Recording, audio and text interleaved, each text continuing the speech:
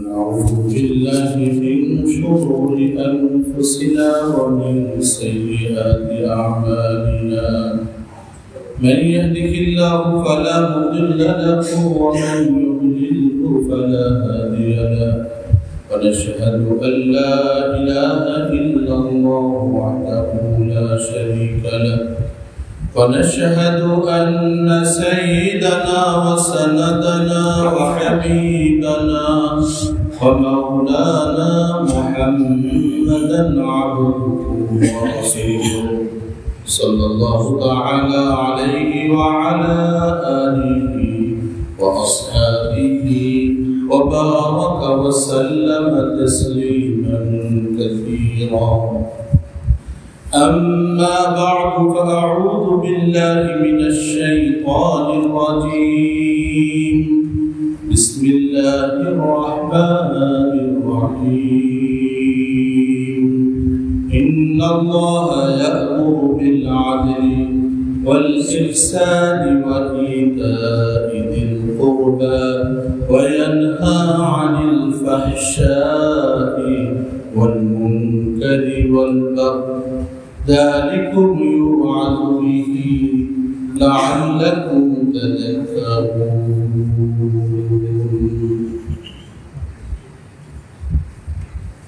وقال رسول الله صلى الله عليه وسلم كلكم راع وكلكم مسؤول عن رعيته أو كما قال عليه الصلاة والسلام. آمنت بالله صدق الله مولانا العظيم وصدق رسوله النبي الكريم ونحن على ذلك من الشاهدين والشاكرين والحمد لله رب العالمين. وقال تعالى إن الله وملائكته يصلون على النبي يا أيها الذين آمنوا صلوا عليه وسلموا تسليما.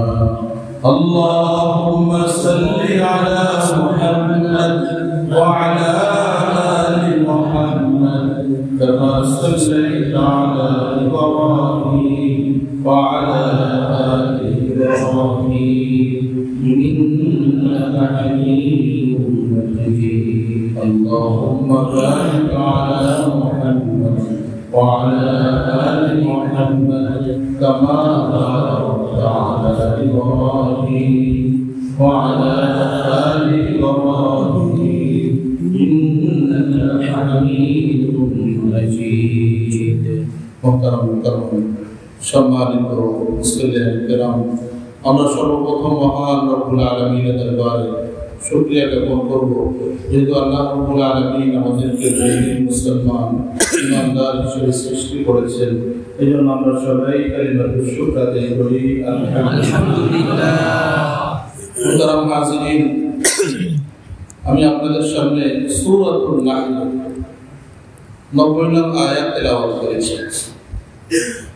যে আয়াতটি আমরা খুতবাতে শুনে থাকি, আয়াতটি হলো ইন্নাল্লাহা ইয়া'মুরু বিল 'আদলি ওয়াল ইহসান ওয়া ইতা'i যিল কুরবা ওয়া ইয়ানহা 'আনিল ফাহশা'i ওয়াল মুনকারি ওয়াল বাগই ইয়া'iদুকুম লা'আল্লাকুম তাযাক্কারুন। নিশ্চয়ই আল্লাহ তোমাদেরকে আদেশ দিচ্ছেন ইনসাফ করার। দ্বিতীয় আদেশ ওয়াল ইহসান, সদাচরণ অনুগ্রহ করা। তৃতীয় আদেশ ওয়া ইতা'i যিল কুরবা, নিকট আত্মীয়কে তার হক প্রদান করা, তাদের সাথে ভালো ব্যবহার করা। তিনটা বিষয় করণীয় আদেশ করেছেন, নির্দেশ দিয়েছেন। আর তিনটা বিষয় থেকে আল্লাহ এই আয়াতে কারিমায় নিষেধ করেছেন। ওয়ায়ানহা আনিল ফাহশা, ফাহশা শব্দের অর্থ হলো অশ্লীলতা, বেহায়াপনা, বেলাল্লাপনা। এর থেকে আল্লাহ বারণ করেন, নিষেধ করেন।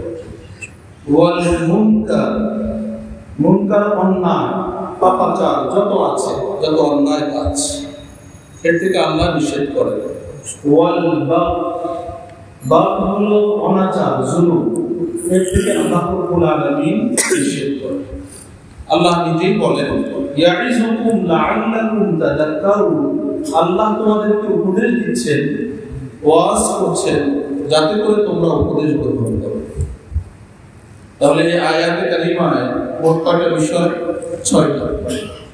3টা করণীয়, 3টা বর্জনীয়।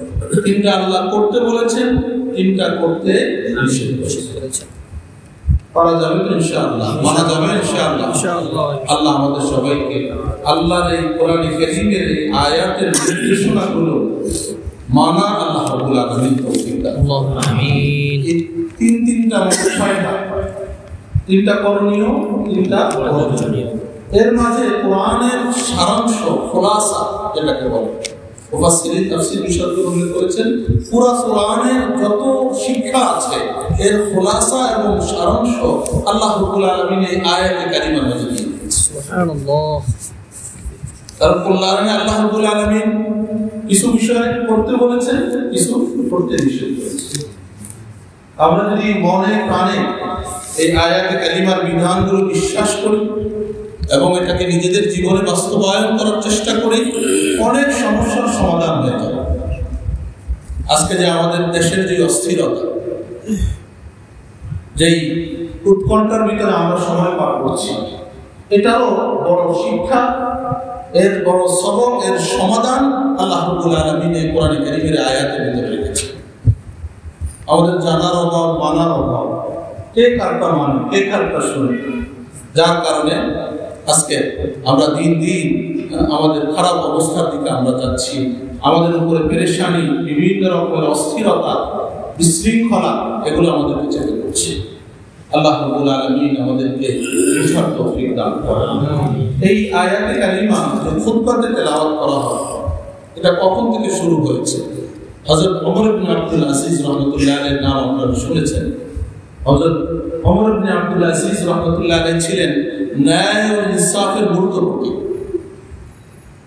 ওমর ইবনে আব্দুল আজিজ রাহমাতুল্লাহ আলাইহির জামানায় ভাগ এবং বকরি, ছাগল একসাথে ঘাস খেত, একসাথে পানি পান, এতটা ইনসাফ তার ভিতরে ছিল। এমন ইনসাফপূর্ণ তিনি শাসক ছিলেন, যার প্রভাব প্রজা সাধারণ মানুষের উপর তো পড়েছে, বনের ভাগ, হিংস্র প্রাণী তার উপর, বাঘ পর্যন্ত তার উপরে থাবা দেওয়া, জুলুম করা, তার হিংস্রতার বহিঃপ্রকাশ করার সাহস পায়। হযরত ওমর ইবনে আব্দুল আজিজ রাহমাতুল্লাহ আলাইহি যখন ইন্তেকাল হয়ে গেছে, একজন ব্যক্তি দেখলেন যে একটা বাঘ একটা ছাগলের উপর আক্রমণ করেছে। উনি সাথে সাথে বললেন, ওমর ইবনে আব্দুল আজিজ বেঁচে নেই, যদি সে বেঁচে থাকতো তাহলে এই সাহস তার থাকতো।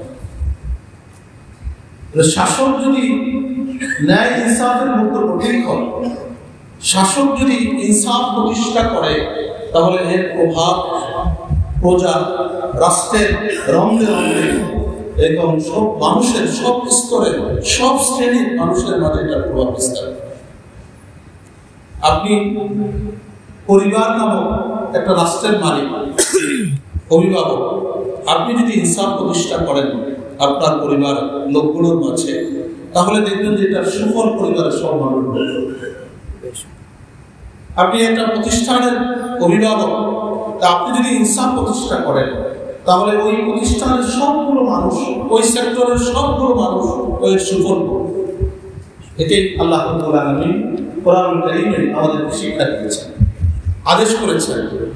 কত বিষয় তো আছে, আল্লাহ এইভাবে আল্লাহ আদেশ করেছেন 3টা জিনিস। শুরু করেছেন আদল, আদল মানে ইনসাফ। আদল শব্দের অর্থ কি? ইনসাফ। দেখেন, বুঝতে হবে, একটা হলো ইনসাফ, আরবিতে বলা হয় আদল। আদল শব্দের অর্থ হলো সমতা। সমতা, সমতা যখন আপনি করবেন, ইনসাফ হবে। আপনি আপনার একজন ছেলেকে বেশি দিলেন, আরেকজনকে কম দিলেন, সমতা হবে? তার মানে আপনি ইনসাফ করবেন না। আপনি একজনকে বেশি প্রাধান্য দিলেন, আরেকজনকে দিলেন না, তার মানে আপনি ইনসাফ থেকে সরে গেলেন। এই জন্য আদলুন শব্দের আবিধানিক অর্থ হলো ইনসাফ, সমতা, সমতা সবকে এক দৃষ্টিতে দেখা। একজনকে আপনি এক দৃষ্টিতে দেখবেন, আরেকজনকে অন্য দৃষ্টি বাঁকা চোখে দেখবেন, তাহলে আর সেটা কি থাকবে না? আদল থাকবে না, ইনসাফ থাকবে। আরেকটা হলো ফজল। আরবিতে ফজল শব্দের অর্থ অনুগ্রহ, অনুগ্রহ, দয়া। ইনসাফের বাহিরে গিয়ে কিছু করা। কাল কিয়ামত দিবসে আল্লাহ রাব্বুল আলামিন আদল করবেন, ইনসাফ করবেন, আবার ফজল করবেন, অনুগ্রহ করবেন। শুধু যদি ইনসাফ করে তাহলে বাঁচা যায় না। কি বলে? শুধু ইনসাফ করলে বাঁচা যাবে? না, বাঁচা যাবে। আল্লাহ মেহেরবানি, যে আল্লাহর দয়া, আল্লাহ দয়া করে মাফ করে দেন, তাহলে বাঁচার উপায় আছে। তাহলে ওটা আল্লাহ রাব্বুল আলামিন ইনসাফ করবেন, তিনি কারো উপর জুলুম করবেন না, অনুগ্রহ করবেন, দয়া করবেন, কিন্তু কি করবেন না? জুলুম করবেন না। ইনসাফ করবেন, অনুগ্রহ করবেন, কিন্তু কি করবেন না? জুলুম করবেন। ইন্নাল্লাহা লা ইয়াজলিম, আল্লাহ কোরআনে বলেছেন যে আল্লাহ জুলুম করবেন না কারো উপর। মিসকাল যাররা, কোনো পরিমাণ, সামান্য পরিমাণ জুলুম আল্লাহ তাআলা করবেন না।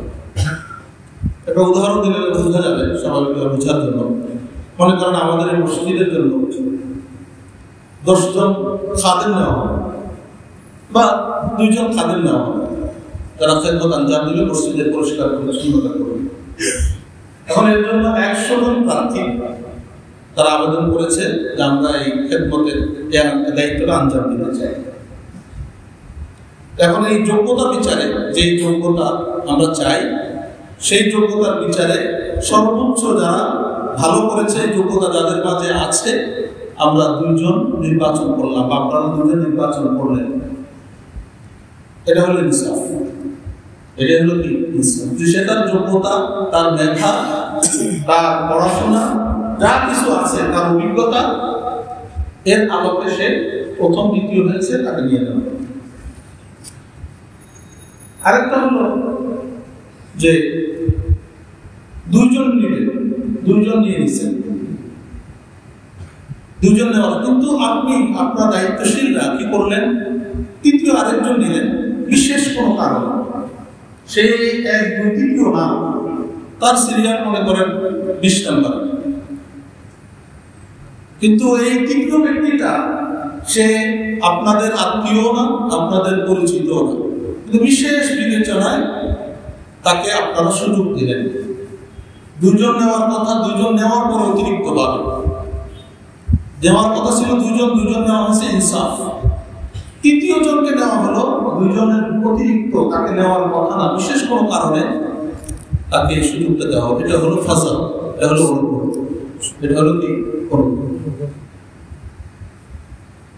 এই বিষয়টা যদি আমাদের বুঝে আসে, একটা হলো আদল, ইনসাফ, আর একটা হলো ফাজল, অনুগ্রহ।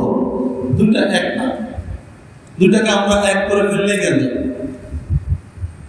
আপনি রাষ্ট্রের জন্য কোনো অবদান রেখেছেন, আপনার পরিবার রেখেছে, রাষ্ট্রের পক্ষ থেকে, রাষ্ট্রপ্রধান, রাষ্ট্রের পক্ষ থেকে আপনি এর জন্য পুরস্কৃত হতে পারেন, রাষ্ট্র আপনাকে যা ইচ্ছা তা দিতে পারে, এটা রাষ্ট্রের অধিকার আছে, সেটা এক ভিন্ন জিনিস। আরেকটা হলো রাষ্ট্রের প্রয়োজনে কিছু মানুষ নেওয়া হবে, নির্ধারিত 50 জন, এবং সেটা ওই দায়িত্ব আঞ্জাম দেওয়ার মতো যোগ্যতা সম্পন্ন ব্যক্তিদেরকেই নেওয়া হবে। এর বাহিরে যে ব্যক্তি এই যোগ্য না, তার কাছে যদি এই দায়িত্ব দেওয়া হয়, তাহলে রাষ্ট্রের বেহাল দশা হবে। কি বলে? একটা মানুষ মনে করেন আমার যদি এখন অপারেশন করতে দেয়, পারবো আমি? আর যে ডাক্তার, তার কোনো বিষয় না, সে করে দিলে ভর্তি দিবে।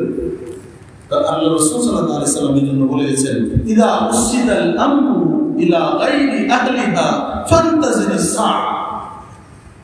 কোন মানুষ যদি কোনো কাজের যোগ্য না হয়, আর তাকে যদি ওই কাজ দেওয়া হয়, ওই দায়িত্ব অর্পণ করা হয়, আল্লাহ রাসূল সাল্লাল্লাহু আলাইহি ওয়াসাল্লাম বলেছেন যে তোমরা কিয়ামতের অপেক্ষা করো। এটা কিয়ামতের আলামত। কিয়ামতের আগে অযোগ্যদেরকে যোগ্যের জায়গায় নিয়ে আসা। এখানে যদি আমাদের বিষয়টা বুঝে আসে, একটা হলো আদল, একটা হলো ইনসাফ, আর একটা হলো ফজল, অনুগ্রহ। অনুগ্রহ করা যেতে পারে, যেমন আমাদের দেশে মুক্তিযোদ্ধা, তারা দেশের জন্য অবদান রেখেছেন, তাদের জন্য ভাতা আছে না, কেউ নিয়ে এটাতে কোনো আপত্তি নেই। কিন্তু আপনি একটা চাকরির জন্য একটা নির্দিষ্ট বিসিএস ক্যাডার হবে, এই মানুষগুলো তার মেধা বলে, যোগ্যতা বলে, কারণ তার কাজ আছে, শুধু তার চাকরিতে বসাই দিলে হবে না, তারপর তো সে দায়িত্ব আঞ্জাম দিতে হবে। তার ভিতরে যদি সেই যোগ্যতা না থাকে, সে যদি অযোগ্য হয়, তাহলে তো সবাই ভেজাল করবে, সেটা তো সঠিকভাবে করতে পারবে না। আপনি অনুগ্রহ করেন, করতে পারেন, কিন্তু যোগ্যতার বিচার নিয়ে ইনসাফ যে কয়েকজনের উপর করা দরকার, সেখানে অযোগ্য লোককে ঢুকানো যাবে না।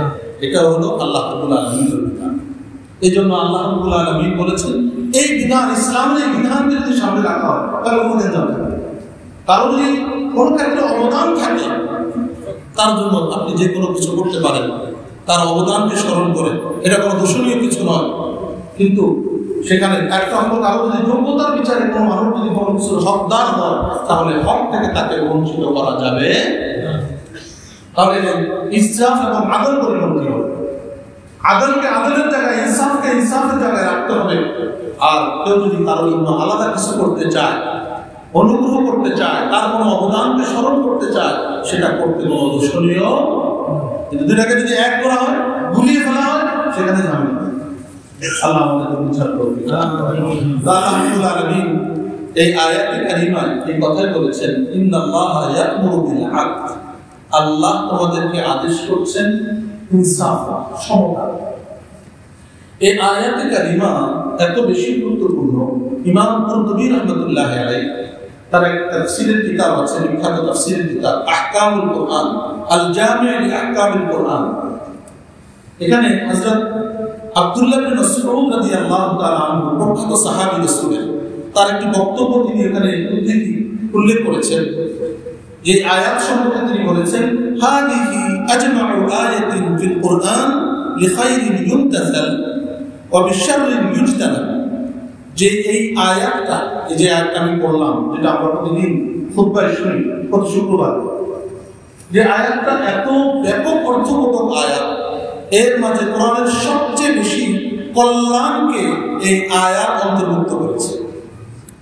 এবং কোরআনে কারীমের সবচেয়ে যে অকল্যাণ, যে সকল জিনিস থেকে আল্লাহ বিরত থাকতে বলেছেন, এই বিষয়গুলো সবচেয়ে ব্যাপকভাবে অন্তর্ভুক্ত করেছে এই কোরআনের আয়াত।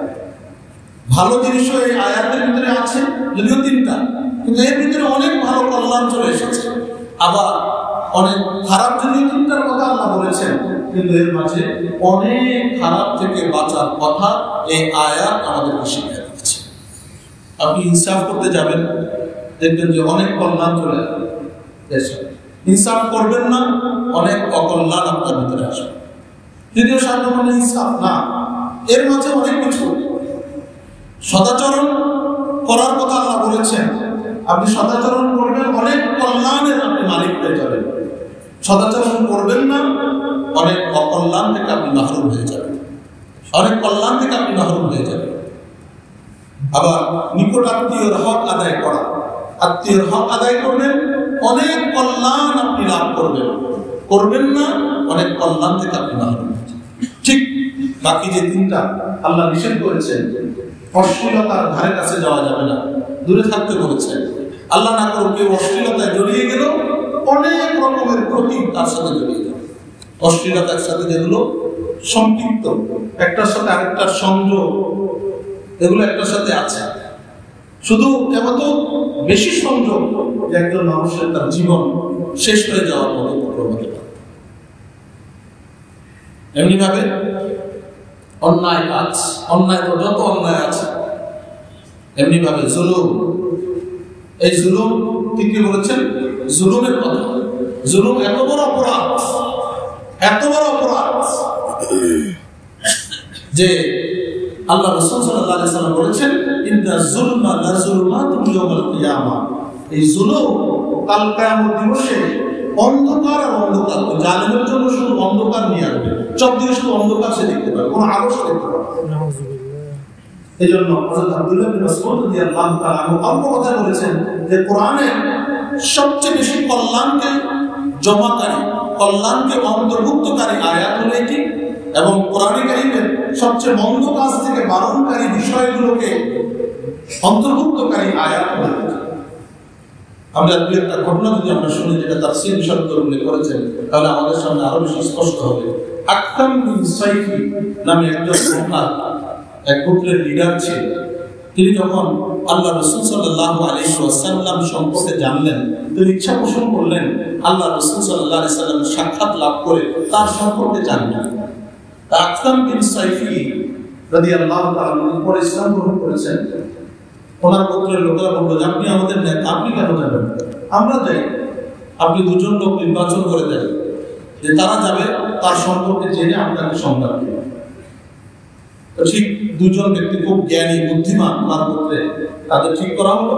তারা আল্লাহ রাসূল সাল্লাল্লাহু আলাইহি ওয়াসাল্লামের কাছে এসে প্রশ্ন করবে, কি দুটা প্রশ্ন, মান আনতা ওয়া মা আনতা আলাইহি। দুটা প্রশ্ন আল্লাহ রাসূল সাল্লাল্লাহু আলাইহি ওয়াসাল্লামকে করবে যে আপনি কে, আপনার পরিচয় দেন, আর আপনি কি মিশন নিয়ে এসেছেন। আকতাম বিন সাইফি ওনার যে প্রেরিত দূত, নির্বাচিত দুজন মানুষ, তারা আল্লাহ রাসূলের কাছে এসে দুটা প্রশ্ন করেছে, মান আনতা, আপনি কে, আপনার পরিচয় কি, দ্বিতীয় ওয়া মা আনতা আলাইহি, আপনি কি মিশন নিয়ে এসেছেন, আপনার মিশন কি। আল্লাহ রাসূল সাল্লাল্লাহু আলাইহি ওয়াসাল্লাম প্রথম প্রশ্নের জবাব খুব সংক্ষেপে দিলেন, আনা মুহাম্মদ ইবনে আব্দুল্লাহ, আব্দুল্লাহর ছেলে মুহাম্মদ। উনি ওনার এই বংশ, এই কোনো কিছু বলেন না। উনি আরবের সর্বোৎকৃষ্ট বংশে জন্ম নিয়েছেন। উনি ওনার কোনো এগুলো না বলে শুনে খুব সংক্ষেপে পরিচয় দিয়েছেন, আমার পরিচয় হলো আমি মুহাম্মদ আব্দুল্লাহর ছেলে। এরপরে আল্লাহ রাসূল সাল্লাল্লাহু আলাইহি ওয়াসাল্লাম তার মিশন বলতে গিয়ে বললেন, আমি আল্লাহর পক্ষ থেকে প্রেরিত রাসূল। এর পরবর্তীতে উনি আল্লাহ রাসূল সাল্লাল্লাহু আলাইহি ওয়াসাল্লাম ওই দুজনকে এই আয়াত, কোরআনের ওনার মিশনটা কি, আল্লাহ রাসূলের এই মিশন বোঝানোর জন্য কোরআনে কারীমের এই আয়াত সূরাতুন নাহলের 90 নং আয়াত, যেটা আমরা প্রতি শুক্রবার খুতবায় শুনি, এই আয়াতে কারীমা উনি ওনাদেরকে শুনেন। ইন্নাল্লাহা ইয়া'মুরু বিল আদলি ওয়াল ইহসান ওয়া ইতা'i যিল কুরবা ওয়া ইয়ানহা আনিল ফাহশা'i ওয়াল মুনকারি ওয়াল বাগই ইয়া'iদুকুম লা'আল্লাকুম তাত্তাকুন। ওরা দুজন বলেন যে আবার বলেন, আল্লাহ রাসূল আবার বলেন, তারা বলে যে আবার বলেন। যতক্ষণ তাদের মুখস্থ না হয়েছে পুরোপুরি ভাবে, আল্লাহ রাসূল কয়েকবার তাদেরকে বললেন। তারা এটা শুনে সোজা তাদের যে লিডার, নেতা, সরদার, তার কাছে গিয়ে যে বলছে যে ওনাকে ওনার পরিচয় জিজ্ঞাসা করছেন। উনি খুব অল্প কথার পরিচয় দিয়েছেন, বংশ পরিচয়। আমরা জেনেছি উনি অনেক উৎকৃষ্ট বংশের, শ্রেষ্ঠ, আরবের শ্রেষ্ঠ খানদানে বংশে তার জন্ম, কিন্তু উনি এটা নিয়ে কোনো গর্ব করেন না, কোনো বাপদাদার পরিচয়। আমরা তো শুরু করলে বাপদাদা কি কি করছে, বাপদাদা সব আল্লাহ রাসূল এগুলো বলেন, আমাদের বাপদাদাই বাকি, তারপর আমরা বলা শুরু করলাম। কিন্তু আল্লাহ রাসূল অল্প কথা পরিচয়। বাকি উনি ওনার যে মিশনের কথা বলেছেন, যেটা কোরআনে কারীমে ওনার যে পরে যে কিতাব নাযিল হয়, এইগুলি আকতাম বিন সাইফি, যিনি তাদের লিডার, তিনি শুনে তুলে জ্ঞানী মানুষ ছিলেন, বুঝতে পারছেন সে তো অনেক উঁচু আখলাকের কথা শিক্ষা দিয়ে, উনি যা বলেন সে তো অনেক উঁচু আখলাকের কথা, অনেক উন্নত চরিত্রের কথা। এই ব্যক্তি মিথ্যাবাদী হতে পারে না, সুতরাং আমি ইসলাম গ্রহণ করব। উনি ওনার পুরা দল বল নিয়ে, পুরা গোত্রের লোকদেরকে নিয়ে আল্লাহ রাসূলের কাছে গিয়ে তার হাতে হাত দিয়ে ইসলাম গ্রহণ করেন। সুবহানাল্লাহ। কোরআনের আয়াতের প্রভাব এত, এই আয়াত যে আকসাম বিন সাইফি পুরা গোত্র নিয়ে সবাইকে নিয়ে ইসলাম গ্রহণ করেছে। মক্কার কাফেররা যখন আল্লাহ রাসূল সাল্লাল্লাহু আলাইহি সাল্লাম দাওয়াত দিচ্ছেন, আস্তে আস্তে সব দিকে ইসলামের জয়গান, ইসলাম ছড়িয়ে পড়ছে। তারা সিদ্ধান্ত নিল যে এই মানুষটাকে তো ঠেকানো দরকার, নাহলে তো আমাদের কিছুই থাকবে না। আমরা যে বাপদাদার নাম বিক্রি করে খাই, কথা বুঝেন নাই, সেই বাপদাদার নাম বিক্রি করে খাওয়ার সুযোগ থাকবে না। এটা সব বাপদাদার সবকিছু মিটাই দিচ্ছে। আমাদের বাপদাদা ভুলের উপরে ছিল, আমরা ভুলের উপরে আছি, তা আমাদের বাপদাদাও ভুলের উপরে ছিল। তো এটা তো কোনোভাবে ঠেকানো দরকার। ওরা সিদ্ধান্ত নিল আসন্ন হৃদয়ের অধিকারী ওলীদ ইবনে মুগীরা, ওলীদ ইবনে মুগীরা কট্টর কাফের, তাকে পাঠানোর সিদ্ধান্ত নিল। আল্লাহ রাসূলকে বোঝানোর জন্য গেছে। যে আপনি কি কি অফার দিতে গেছেন, এই সুযোগ আপনাকে দেওয়া হবে, এই ছাড় দেওয়া হবে, আপনি ফিরে আসেন। আল্লাহ রাসূল সাল্লাল্লাহু আলাইহি সাল্লাম বেশি কথা না বলে তার এই কোরআনের এই আয়াত সূরাতুন নাহলের 90 নং আয়াত তাকে শুনিয়ে দিয়েছেন। সে শুনে এসে তার যে অভিব্যক্তি, তার গোত্রের মক্কার কাফের আবু জাহেল, উতবা, শাইবা যারা আছে তাদের কাছে সে তার অভিব্যক্তি পেশ করেছে। কোরআনের এই আয়াতটা শুনে সে কি বলেছে? ওয়াল্লাহি ইন্না লাহু লাহালাওয়া, আরে তার মুখে যা শুনলাম এত বড় মিষ্টি মধু, এ তো অনেক মধুর, এ তো কোনো স্বাভাবিক কোনো কথা নয়, সাধারণ কোনো কথা নয়। ওয়াল্লাহি ইন্না আলাইহি লাতালাওয়া, তার কথায় অনেক আকর্ষণ আছে, রওনক আছে, আকর্ষণ আছে, পুরা ভিতরে নাড়া দেয়। ওয়া ইন্না আসলাহু লামুরিকুম, আমি যা দেখেছি যতটুকু তার যে গোড়া এটা শাখা গজাবে। এটা শুধুই যে এখানে সীমাবদ্ধ থাকবে তা না, এটা তো সব থেকে ছড়িয়ে পড়বে। ওয়া আ'লাহু লামুহদিরুন, এবং তার মূল তো এরকম যেটা শাখা গজাবে, আর তার উপরটা যেটা দেখলাম সেটা ফলদায়ক হবে, ফল দিবে। মানে এটা অনেক ভালো কিছু আশা মনে করছি এবং ভালো কিছু তোমরা দেখতে পাবে। ওমা হাযা কাউলুল বাশার, আল্লাহ কসম করে বলছি এটা কোনো মানুষের কথা হতে পারে না, এটা মানব রচিত কোনো কথা না, এটা মহান রব্বুল আলামিনের পক্ষ থেকে নাযিল। সুবহানাল্লাহ। তো তুমি যেটা বলেন এটা নিজের কিছু বলেন না, এটা তার কোনো কথা না, কোনো মানুষের বক্তব্য এটা হতে পারে না। মানুষ এত সুন্দর করে, এত সুন্দর বিষয় মানুষ বলতে পারে না। এই কোরআনে কারীমের এই আয়াত সম্পর্কে সেখানে কি ছিল? সে একটু কাফের, তার স্বীকারোক্তি দেখেন যে ইনসাফের কথা শুনে, আদলের কথা শুনে কি বলেছে। আজকে আমরা ইনসাফে বিশ্বাস করি না, আজকে আমরা আদল ইনসাফ করি না। আদলের বিপরীতে হলো জুলুম। আপনি ইনসাফ না করলেন মানে কি করলেন? জুলুম। আপনি আদল ইনসাফকারী নন মানে জালিম। এখন আমরা প্রত্যেকটা মানুষ যার যার জায়গা থেকে আমরা আদেল হব না জালেম হব, কিভাবে বলেন? আদেল মানে ইনসাফকারী। আল্লাহ আমাদেরকে আদেল ইনসাফকারী হিসেবে আল্লাহ তাআলা আমাদেরকে প্রতিষ্ঠিত করেন। আল্লাহ কোরআনে কারীমে বলেছেন ইন্নাল্লাহা ইউহিব্বুল মুকসিতিন, যারা ইনসাফ করে আল্লাহ তাদেরকে ভালোবাসে। তার মানে যারা ইনসাফ করে না আল্লাহ তাদেরকে ভালোবাসে। আল্লাহর গুণবাচক যে নামগুলোর মাঝে একটা হলো আল মুকসিত, মহান্যায়পরায়ণ। শুধু ন্যায়পরায়ণ না, ন্যায়পরায়ণ আমরা যদি কেউ করে থাকি, মহান্যায়পরায়ণ হলেন কে? আল্লাহ। আর তাকে আল মুকসিত, আল্লাহ হলেন মহান্যায়পরায়ণ। আর যারা ন্যায়পরায়ণতা করে, অবলম্বন করে, আল্লাহ তাদেরকে ভালোবাসে। মোহতারাম হাজিরিন, আল্লাহু আকবার। ইনসাফের তিনটা স্তর আছে। কয়টা স্তর? আদলের তিনটা স্তর। প্রথম স্তর হলো বান্দা এবং আল্লাহর মাঝে, আল আদলু বাইনাহু ওয়া বাইনাল্লাহ, বান্দা তার মাঝে আর আল্লাহর মাঝে।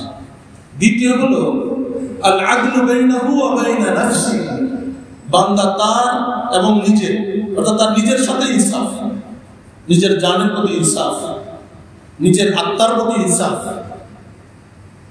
এটা হলো দ্বিতীয় স্তর।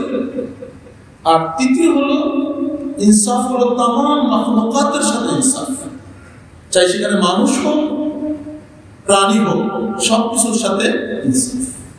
এজন্য আব্দুল্লাহ ইবনে আব্বাস রাদিয়াল্লাহু তাআলা আনহুমা, প্রখ্যাত তাবেঈ, ওনাকে জিজ্ঞাসা করা হয়েছে ইনসাফ কি, ইনসাফের ব্যাখ্যা কি? তিনি ব্যাখ্যা করেছেন শাহাদাতু আল্লা ইলাহা ইল্লাল্লাহ, এই সাক্ষ্য দেওয়া যে আল্লাহ এক, আল্লাহর সাথে কোনো কি নাই, শরীক নাই। এটা হলো ইনসাফের প্রথম স্তর। একজন মুমিন, একজন মানুষ, একজন সৃষ্টি, সে তার স্রষ্টার পরিচয় দিবে, সাক্ষ্য দিবে যে তার সাথে কোনো শরীক। এটা হলো ইনসাফ। এর বিপরীত যদি কেউ করে তাহলে সে আদেল না, সে জালেম। ইন্না শিরকা লাযুলমুন আযীম, কোরআনে কারীমে আল্লাহ বলেছেন শিরক হলো সবচেয়ে বড় জুলুম। কোন ব্যক্তি মুশরিক হওয়া মানে সে বড় জুলুম করলো, সে ইনসাফ করলো না। এক বিষয়। দ্বিতীয় হলো নিজের সাথে ইনসাফ। আপনি আপনার অঙ্গ প্রত্যঙ্গের সাথে ইনসাফ। আপনার এই হাত দিয়ে আপনি কেটে ফেলতে পারবেন, সেই সুযোগ নেই। আপনার জান আল্লাহ দিয়েছেন, এটাকে আপনি হত্যা করতে পারবেন, আত্মহত্যা করতে পারবেন, সেটা সুযোগ, এটাও জুলুম। এটাও ইসলাম পরিপন্থী কাজ। দেখেন, এই জন্য রাসূল আকরাম সাল্লাল্লাহু আলাইহি সাল্লাম বলেছেন, মান তারাদ্দা মিন জাবাল, কোন ব্যক্তি যদি কোনো পাহাড় থেকে লাফ দেয়, লাফ দিয়ে যদি ফাকাতালা নাফসাহু, নিজের নিজে শেষ করে দেয়, নাউযুবিল্লাহ, ফাহুয়া ফি নারি জাহান্নাম ইয়াতারাদ্দা ফিহা খালিদান মুখাল্লিদান ফিহা আবাদা, তাহলে জাহান্নাম তার শাস্তি হবে, সেরকম উপর থেকে পড়বে, আবার সে উঠবে, আবার পড়বে, আবার উঠবে, এভাবে তার শাস্তি হয়ে যাবে। কারণ এই লোকটা তার নিজের সাথে ইনসাফ করেনি, সে নিজের উপরে জুলুম করেছে, নিজের সাথে ইনসাফ করতে পারেনি। দ্বিতীয়, আল্লাহ রাসূল বলেছেন, ওমান তাহাসসা সাম্মান, কোন ব্যক্তি যদি বিষ পান করে, বিষাক্ত কোনো বস্তু পান করে, আর নিজেকে সে হত্যা করলো, ফাকাতালা নাফসাহু ফাসামুহু ফি ইয়াদিহি, তাহলে ওই ব্যক্তির এই বিষ এটা তার হাতে থাকবে, ইয়াতাহাসসাহু ফি নারি জাহান্নাম, জাহান্নামের আগুনের ভিতরে এটা সে ডোব দিয়ে পান করতে থাকবে, এভাবে সে জাহান্নামের ভিতরে, এভাবে এটাই তার শাস্তি হবে। আল্লাহু আকবার।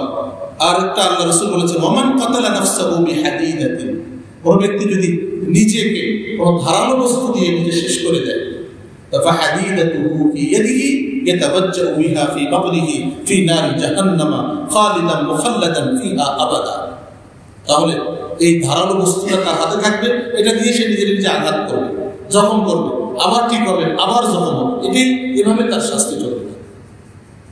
দেখবেন আমরা অনেক সময় পরিবারে বিভিন্ন জনের সাথে অভিমান করি, অনেক বড় মানুষ, বুঝবান মানুষ, তারাও কিন্তু এই আত্মহত্যা করতে চায়। কি বলেন, আছে কি না? আরে রাগ করে নিজের জীবনটা আপনি শেষ করে দিলেন, নিজের সাথে আপনি ইনসাফ করলেন, আদল করলেন না, জুলুম করলেন, এটার শাস্তি আপনাকে। শাস্তি কি? যেই জিনিসের দ্বারা নিজেকে আপনি শেষ করলেন, ওই জিনিসের দ্বারাই কালকে আমার জিনিসের জাহান্নামের ভিতরে আল্লাহ শাস্তির ব্যবস্থা। নাউযুবিল্লাহ। এই জন্য মোহতারাম, আমরা যারা যুবক আছি, অনেক তাদের বুঝ এত পরিপক্ক না, সাদা থেকে লাভ দেওয়া পরে একজনের সাথে অবৈধ রিলেশনে ছিল, বাবা মা মেনে নেয়নি, বা জান দিয়ে দিচ্ছে, যার সঙ্গে জান দিছে সে তো ভালোই আছে, আর সে নিজে দিয়ে শেষ। এরকম আছে না আমাদের সমাজ? এই জন্য কি হলো, দুনিয়াও শেষ হলো, আখিরাতও শেষ। খাসিরাত দুনিয়া ওয়াল আখিরাহ, দুনিয়াও শেষ, আখিরাতও শেষ। আল্লাহ রাব্বুল আলামিন জীবন দিয়েছেন এই জন্য না যে আপনি জীবনটাকে এই সকল জিনিসের জন্য শেষ করে দিবেন। এটা জুলুম, এটা ইনসাফ পরিপন্থী কাজ, এটা নিজের সাথে অন্যায়, এটা করলে এটা শাস্তি। নিজের শরীরকে কষ্ট দেওয়া যাবে না, মাত্রাতিরিক্ত। বুখারী শরীফের বর্ণনা এসেছে, হযরত সালমান ফারসি রাদিয়াল্লাহু তাআলা আনহু, আরেকজন সাহাবী হযরত আবু দারদা রাদিয়াল্লাহু তাআলা আনহু, এই দুইজনের মাঝে আল্লাহ রাসূল সাল্লাল্লাহু আলাইহি ওয়াসাল্লাম ভ্রাতৃত্বের বন্ধন করে দিয়েছেন। মুহাজির আনসার পরস্পরের ঈদের ভাই ভাই। হযরত সালমান ফারসি রাদিয়াল্লাহু তাআলা আনহু একদিন হযরত আবু দারদা রাদিয়াল্লাহু তাআলা আনহুর ঘরে গেলেন। ওই সময় এখনো পর্দার বিধান নাযিল হয়নি। দেখলেন হযরত আবু দারদা রাদিয়াল্লাহু তাআলা আনহুর স্ত্রী খুব এলোমেলো অবস্থায়, অর্থাৎ তার পোশাক ইত্যাদি খুব স্বাভাবিক, ময়লা ইত্যাদি, পরিষ্কার পরিচ্ছন্ন না। তো তিনি বললেন যে তুমি এভাবে কেন থাকো? তোমার ঘরে স্বামী আছে, তোমার তো স্বামীর জন্য নিজেকে একটু গুছিয়ে রাখা উচিত। ভাই আরো সময় পর্যন্ত বলতে পারবেন যে তাহলে মানে ভাইয়ের বউর সাথে দেখা করা যাবে। এখানে সালমান রাদিয়াল্লাহু তাআলা আনহু গেছেন না, ওই সময় পর্যন্ত পর্দার বিধান আসে নাই।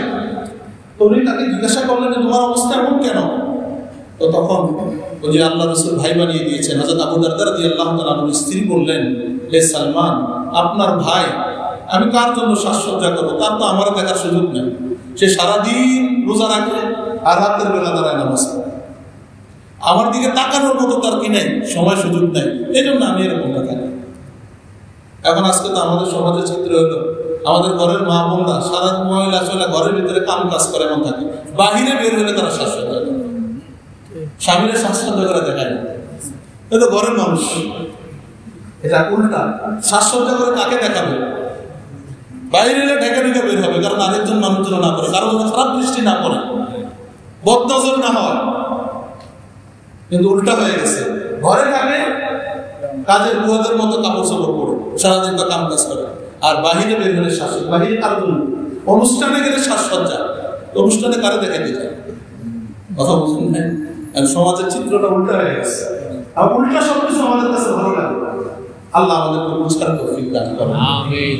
তো দেখেন, এই অভিযোগ যখন হযরত আবু দারদা রাদিয়াল্লাহু তাআলা আনহুর স্ত্রী করলেন, তো তিনি ভাইয়ের কাছে, ভাই দিয়ে সালমান রাদিয়াল্লাহু তাআলা আনহু আবু দারদা রাদিয়াল্লাহু তাআলা উপদেশ দিলেন, বললেন, হে আবু দারদা, ইন্না লিরাব্বিকা আলাইকা হাক্কান, যে নিশ্চয়ই তোমার রবের তোমার উপরে হক আছে। তুমি যে হক পালন করছো, রোজা রাখছো, নামাজ পড়ছো, ঠিক আছে। ওয়া ইন্না লিনাফসিকা আলাইকা হাক্কান, তোমার সত্তা, তোমার নফসেরও তোমার উপরে হক আছে। ওয়া লিআহলিকা আলাইকা হাক্কান, তোমার স্ত্রী, পরিবার, পরিজনেরও কি আছে? হক আছে।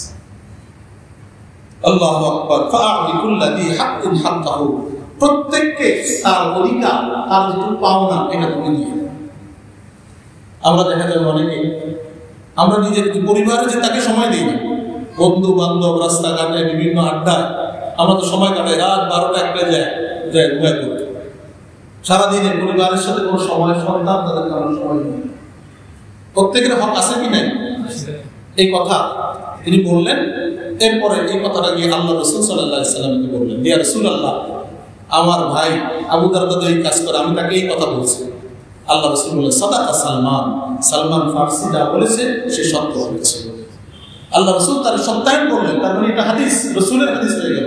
আল্লাহ রাসূল যেটাকে সত্যায়ন করেন, সমর্থন করেন, ওটাও রাসূলের বক্তব্য। এবং তার হাজিরিন, দ্বিতীয় বিষয়টা ছিল, দ্বিতীয় স্তর হলো নিজের সাথে। নিজের সাথেও জুলুম করা যাবে, নিজেরও হক আদায়, শরীরেরও কি আছে? হক আছে। অনেক মানুষ এরকম স্বাস্থ্যের প্রতি খেয়াল করে না, এ ব্যাপারে যত্নশীল না। এটাও সে আমি কেমন জানা, মৃত্যু তো যখন আসার আসবে, অনেকে বলে যখন মৌত দরকার। একটা হলো স্বাভাবিক সুস্থ অবস্থায় মৃত্যু, আর একটা হলো বিছানায় পড়ে মৃত্যু। আপনি বিছানায় পড়ে গেলে নামাজ পড়বেন কিভাবে, ইবাদত করবেন কিভাবে? এই জন্য তো আল্লাহ রাসূল বলছেন, আল মুমিনুল কওয়ি খায়রুম মিনাল মুমিনিজ যায়িফ, শক্তিশালী মুমিন সে আল্লাহর কাছে বেশি প্রিয়, সে শ্রেষ্ঠ দুর্বল মুমিন। দুর্বল মুমিনের থেকে শক্তিশালী মুমিন, শক্তিশালী যে মুমিন তার শক্তি দিয়ে সে আল্লাহর ইবাদত করতে পারে। দুর্বল হয়ে গেলে, অসুস্থ হয়ে গেলে, বিছানায় পড়ে গেলে কিভাবে চলবে? এই জন্য আমরা এই ধারণা থেকে, এটা ভুল ধারণা যে ইবাদতের জন্য অনেক একটা জমানা পর্যন্ত বিভিন্ন সাধু সন্ন্যাসী ঘর বাড়ি ছেড়ে চলে যেত, পরিবারের সাথে তাদের কোনো সংযোগ নাই, খাবার দাবারের সংযোগ নাই, কাপড় চোপড়ের খবর নাই। এগুলোর সাথে ইসলামের কোনো সম্পর্ক নেই। এগুলো মন ভরা পদ্ধতি মানুষের বানানো। ইসলাম বলে প্রত্যেকের হক আদায় করতে হবে। স্ত্রী স্বামীর হক আদায় করবে, স্বামী স্ত্রীর হক আদায় করবে। এই জন্য কোরআনে কারীমে আল্লাহ বলেছেন, স্ত্রীদের প্রতি তোমাদের যেরকম হক আছে, স্ত্রীদেরও তোমাদের উপরে হক আছে। আমরা আমাদেরটা সমান চাই, তাদের তো আমরা এক আনাও দিতে রাজি না। এই জন্য আল্লাহর কাছে কিন্তু আমাদেরকে ধরা পেতে হবে।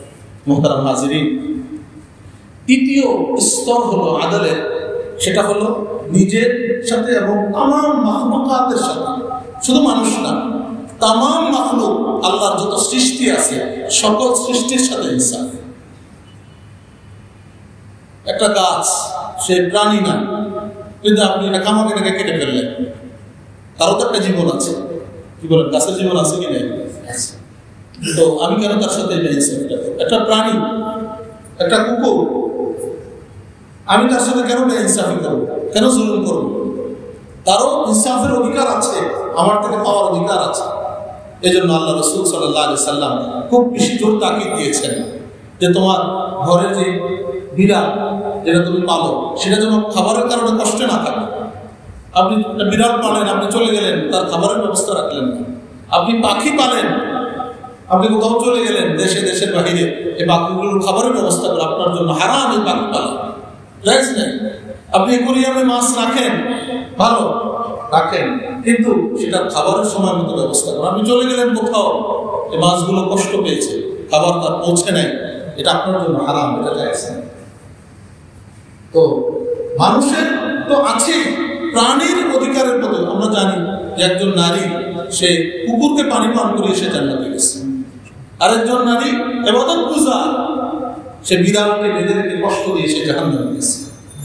এগুলো কোথায়? এগুলো তাহলে বোঝা গেল শুধু মানুষ না, প্রত্যেক মাখলুকের সাথে কি আল্লাহ রাব্বুল আলামিন এই কথাগুলো কোরআনে কারীমে বলেছেন, ওয়ালা ইয়াজরিমান্নাকুম শানাআনু কওমিন আলা আল্লা তা'দিলু। তোমাদের জন্য কারোর সাথে কোনো বিরোধ তোমাদেরকে যেন ইনসাফ না করতে উদ্বুদ্ধ না করে। আজকে আমাদের কথার ভিতরে ইনসাফ নেই। আমরা একজনের সাথে কোনো কারণে মতবিরোধ আছে, তো আমরা তার 14 গোষ্ঠী দিয়ে ফেলি বলার সময়। কি বলেন, এরকম হয় না? দলের ভিন্নতা আছে, আমরা বলা শুরু করলে তার 14 গোষ্ঠী উদ্ধার করে দেয়। এটা ইনসাফ পরিপন্থী কাজ, ইনসাফের বাহিরে।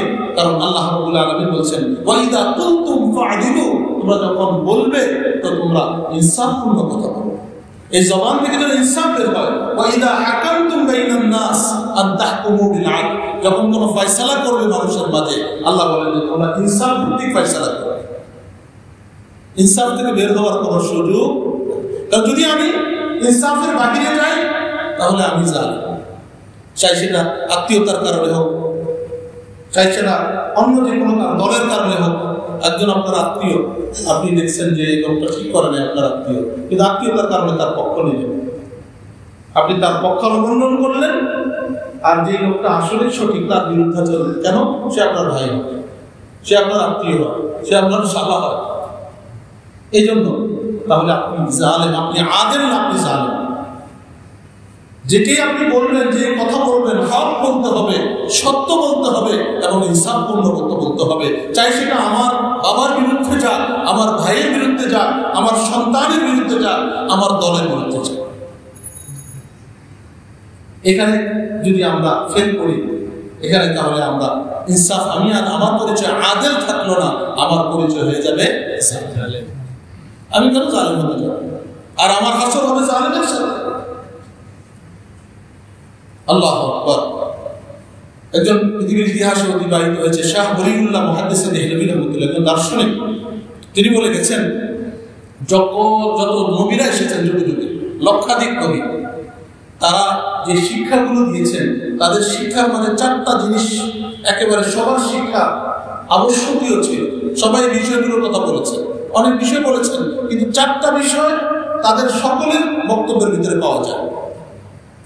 1 নম্বর বলেছেন তাহারা, পবিত্রতার কথা বলেছেন, সকলে বলেছেন পবিত্র জীবনযাপন করা, পবিত্র ভাবে চলা, পবিত্রতা, পাক সাফ জীবনযাপন পরিচালনা করা, নাপাকি থেকে পবিত্র থাকা, এটা সকলে বলেছেন। পবিত্রতার ব্যাপারে খুব জোর তাকিদ দিয়েছে সকল নবীদের শিক্ষা এটা ছিল।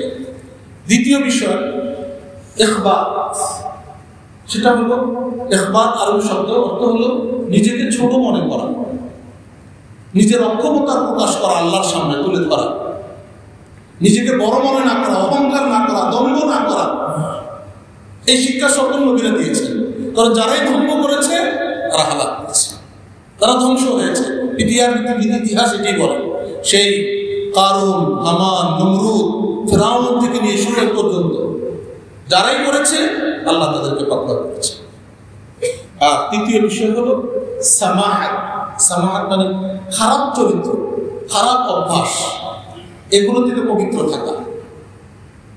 ভালো অভ্যাস, ভালো গুণ, বদান্যতা, ভালো গুণ এটা অর্জন করা, এটা সকল নবীরা বলেছে। চরিত্রের যে খারাপ দিকগুলো, এগুলো থেকে বেঁচে থাকা, খারাপ স্বভাব পরিহার করা। আর চতুর্থ বিষয় বলেছেন আল আদল, ইনসাফ প্রতিষ্ঠা করা। তাহলে কয়টা জিনিস হলো? এই 4টা জিনিস সকল যুগে সকল নবীরা বলেছে। পবিত্রতা, নিজেকে বিনয়ী হওয়া, দাম্ভিক না হওয়া, আর তৃতীয় হলো সকল চরিত্রের খারাপ অভ্যাস থেকে নিজেকে মুক্ত রাখা, আর প্রতিটা ক্ষেত্রে, জীবনের প্রতিটা ক্ষেত্রে ইনসাফ প্রতিষ্ঠা করা যাবে ইনশাআল্লাহ। আল্লাহ আমাদেরকে সবাইকে তৌফিক দান করেন। দেখেন আল্লাহ রাব্বুল আলামিন নিজেও কোরআনে বলেছেন, ইন্নাল্লাহা লা ইয়াজলিমুন নাসা শাইআ ওয়ালাকিন্নান নাস আনফুসাহুম ইয়াজলিমুন। আল্লাহ কারো উপরে জুলুম করেন না, বরং মানুষ নিজেরাই নিজের উপরে জুলুম। এখন একটা প্রশ্ন হতে পারে যে আল্লাহ যাদেরকে মুশরিক কাফের হিসেবে সৃষ্টি করলেন, আল্লাহ তো তাদের উপরে জুলুম করছেন না? আল্লাহ বলেন না, ফিতরাতাল্লাহিল্লাতী ফাতারান নাস আলাইহা, আল্লাহ সকল মানুষকে একত্ববাদের স্বভাবের উপরে সৃষ্টি করেছে। এরপরে শয়তান এসে ভেজাল লাগাইছে। ওই যে আমাদের সাথে যে আমাদের শয়তান আর আত্মা, নফস এবং শয়তান, এগুলোর ভেজালের কারণে এটা হাদিস শরীফের ভিতরে এসেছে যে রাসূল আকরাম সাল্লাল্লাহু আলাইহি সাল্লাম একদিন বলেছেন যে আল্লাহর পক্ষ হাদিসে কুদসি আল্লাহ বলেন, খালাকতু ইবাদি হুনাফা, আমি আমার সকল বান্দাকে সৃষ্টি করেছি একনিষ্ঠ মুসলিম হিসেবে। তারপরে শয়তান এসে তাদেরকে দিন থেকে সরিয়ে দেয়। আমি যে সমস্ত জিনিস তাদের জন্য বৈধ করেছিলাম সেগুলো সে হারাম করে দেয়, আর সে তাদেরকে এমন উপাস্য সাব্যস্ত করার নির্দেশ প্রদান করে যে ব্যাপারে আমি কোনো প্রমাণ পাইনি। অর্থাৎ ওই মূর্তি ধরে এরে মানা এগুলো করতে শয়তান তাদেরকে উদ্বুদ্ধ করেছে, তারা শয়তানের কথা অনুসরণ করেছে।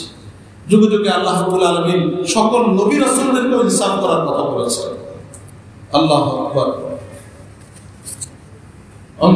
আল্লাহ রাব্বুল আলামিন সন্তানদেরকে বাবা মার প্রতি ইনসাফ করার কথা বলেছেন, আবার বাবা মাদেরকে সন্তানের প্রতি ইনসাফ করতে বলেছেন।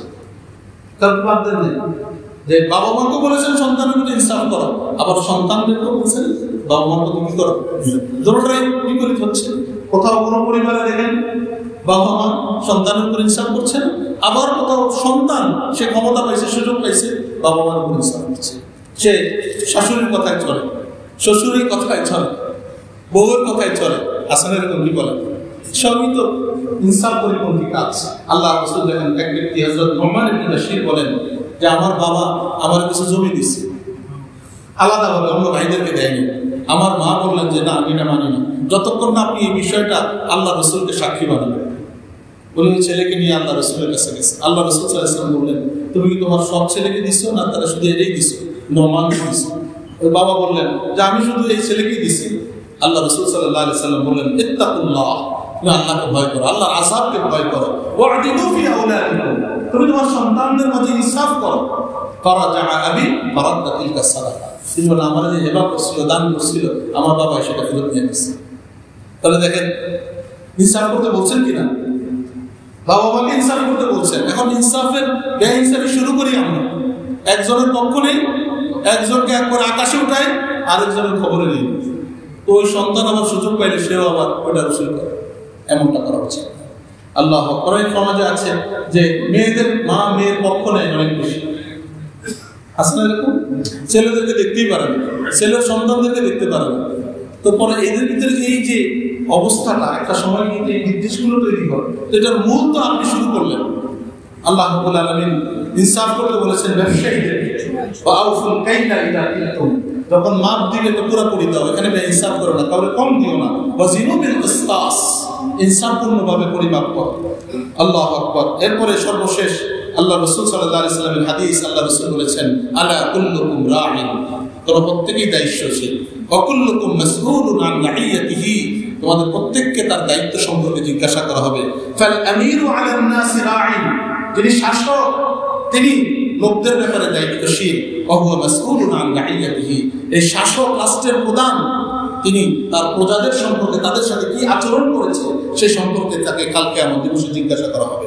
ওয়ার রাজুলু রাঈন আলা আহলি বাইতিহি, একজন পিতা, একজন পুরুষ মানুষ সংসারের যে দায়িত্বশীল, সে তার পরিবারের মানুষগুলোর দায়িত্বশীল। ওয়া হুয়া মাসউলুন আনহুম, তাদের সম্পর্কে তাদেরকে জিজ্ঞাসা করা হবে। ওয়াল মারআতু রাঈয়াতুন আলা বাইতি বা'লিহা ওয়া ওয়ালাদিহি, আর মহিলা স্ত্রী সে তার স্বামীর ঘর যে তার কাছে যে রেখে সে বের হয়ে যায় এবং তার সন্তান, এদের ব্যাপারে দায়িত্বশীল। যদি ছেলেদেরকে নামাজ না পড়ায়, সন্তানদেরকে নামাজ না পড়ায়, এ সম্পর্কে মাকেও জিজ্ঞাসা করা হবে। ওয়াহিয়া মাসউলাতুন আনহুম ওয়াল আবদু রাঈন আলা মালি সাইয়্যিদিহি, গোলাম কর্মচারী সে তার মালিকের মালের ব্যাপারে দায়িত্বশীল। একজন ম্যানেজার সে দায়িত্বশীল, তার মালিক তার সব কিছু তার হাতে ছেড়ে দিছে। গোডাউনে পাহারা দেয়, বাড়ির একজন দারোয়ান পাহারা দেয়, সে দায়িত্বশীল। তারা জিজ্ঞাসা করা হবে তুমি ফাঁক করতেছো কিনা, তুমি ঘুমাইয়াছিলা, এদিক দিয়ে চোর ঢুকছে, ডাকাত ঢুকছে, এগুলো সম্পর্কে জিজ্ঞাসা করা হবে। আলা ফাকুল্লুকুম রাঈন ওয়া কুল্লুকুম মাসউলুন আন রাইয়াতিহি, আল্লাহ রাসূল বললেন, আরে জেনে রাখো তোমরা প্রত্যেকেই কোনো না কোনো ভাবে দায়িত্বশীল আছো, তো প্রত্যেককে তার কিয়ামত দিবসে তার দায়িত্ব সম্পর্কে জিজ্ঞাসা করো। এই জন্য মোহতারাম হাজিরিন, আমি কি জবাব দেব এটার জন্য আমাদের প্রত্যেককে প্রস্তুতি নিতে হবে। আল্লাহ রাব্বুল আলামিন আমাদেরকে দায়িত্বশীলতার পরিচয় দেওয়ার তৌফিক দান করেন। ইনসাফপূর্ণ কথা, ইনসাফপূর্ণ কাজ আল্লাহ রাব্বুল আলামিন আমাদেরকে করার তৌফিক দান করেন। আল্লাহ রাসূল বলেছেন, কোন ন্যায়পরায়ণ শাসক যদি ন্যায়পরায়ণতার সাথে শাসন ব্যবস্থা রাষ্ট্র পরিচালনা করে, তার আসর হবে আরশের নিচে, আরশের নিচে বিশেষ মানুষদের। আর উল্টাটা হলে আল্লাহ আমাদের সবাইকে ন্যায়পরায়ণ হওয়ার তৌফিক দান করেন, ইনসাফপূর্ণ জীবন পরিচালনা করার আল্লাহ রাব্বুল আলামিন তৌফিক দান করেন। ইনসাফের চর্চা আমাদের সমাজে বেশি থেকে বেশি আল্লাহ রাব্বুল আলামিন করার তৌফিক দান করেন। আখির দাওয়ানা আলহামদুলিল্লাহি রাব্বিল আলামিন। তাহলে একটা সম্পর্কে আমরা শুনলাম যে 6টা, তাই না? আর বাকি 5টা আছে ইনশাআল্লাহ। এটা আমরা হায়াত রাখি, আগামী শুক্রবার আমরা শুরু করব।